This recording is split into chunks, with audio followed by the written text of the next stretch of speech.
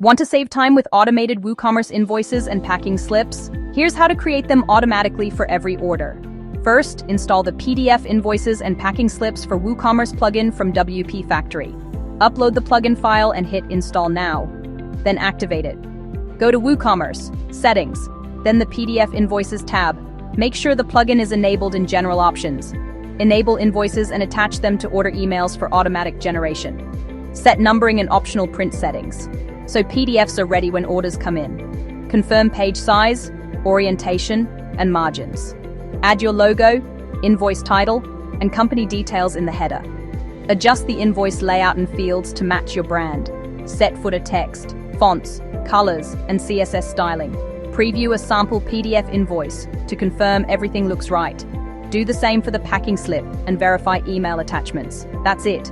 Your store now auto-generates professional invoices and packing slips for every order. For the full step-by-step guide, check the article on WPFactory.